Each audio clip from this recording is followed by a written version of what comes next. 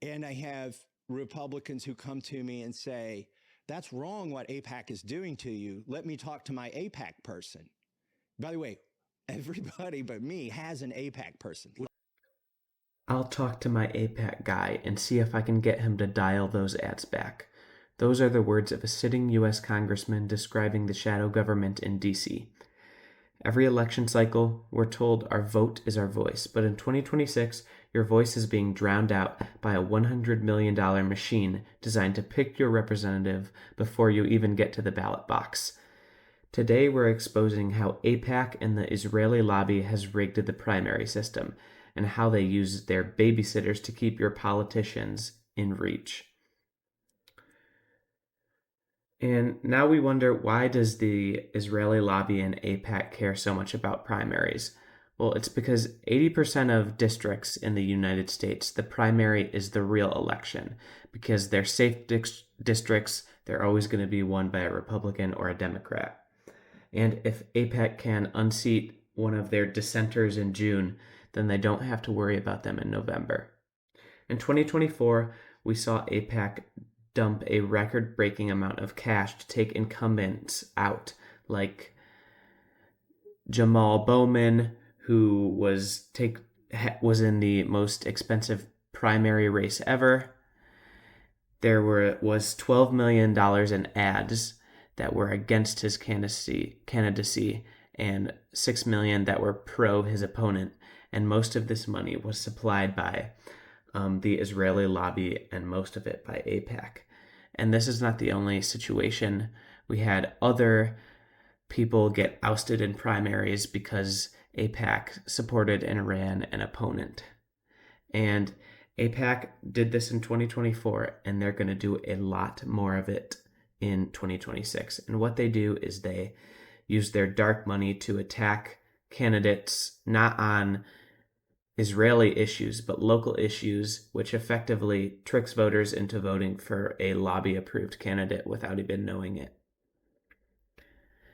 And the whole babysitter thing that you saw at the beginning of the video was revealed by Thomas Massie, a Republican in the United States House, and he revealed that each congressperson has an AIPAC guy. It isn't just a donor, it's a handler. They have the member's personal cell phone, and they have orientation trips where Congress members are flown to Israel and they are briefed on the correct narrative before they even take their oath of office. This is how AIPAC and the Israeli lobby controls the government, and if representatives consider voting against a multi-billion-dollar aid package, the phone rings. The babysitter reminds them of the $10 million attack ad campaign waiting for them. It's a protection racket that ensures American tax dollars keep flowing overseas even while our own infrastructure and healthcare crumbles.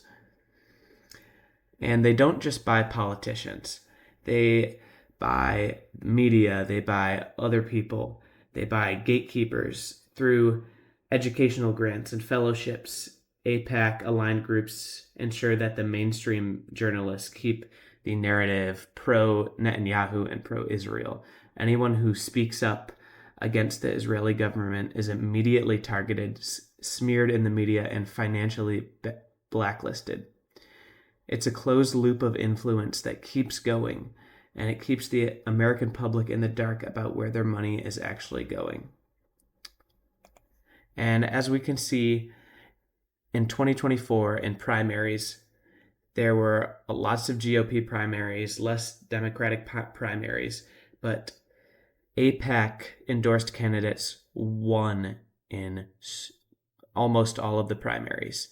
There were 4 primaries where the AIPAC endorsed candidates lost because that is because AIPAC pours tons of money into their candidates to defeat the people who will speak out and even just criticize Israel. And if we look at the current makeup of the United States House of Representatives, we see that I have labeled it out here. So the blue is all the candidates and Congress members who have taken money from AIPAC, and the red is the Congress people that have not taken money from AIPAC.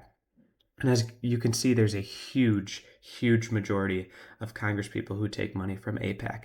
And there's a small number, 20 people, who do not take money from AIPAC. And this just kind of shows how much influence AIPAC has in our governmental system and in Congress. And we want to break this hold that the Israeli lobby and AIPAC has on Congress. And the lobby's greatest weapon isn't just money, it's the low turnout in the primaries. The super PACs that are pro-Israeli only win because they need to flip a few thousand votes in a low turnout June primary to replace a representative. And this is where I call you to action. You must vote in the 2026 primaries.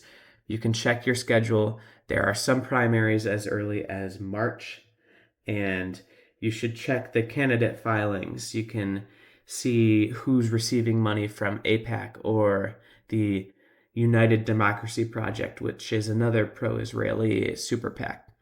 And if they aren't working for you, they're totally being babysat by the pro-Israeli lobbyists. And primaries are where the pro-Israelis' invisible hand is most vulnerable, because if you show up in a lot of people show up in primaries, they can't outspend the sheer number of people showing up. And in 2026, don't just vote for a party, vote against the lobby, because if your representative has a babysitter, then you don't have a representative. You have a puppet. I'm SC Elections, and the data is clear. The rest is up to you. Thanks for watching, and please subscribe to the channel.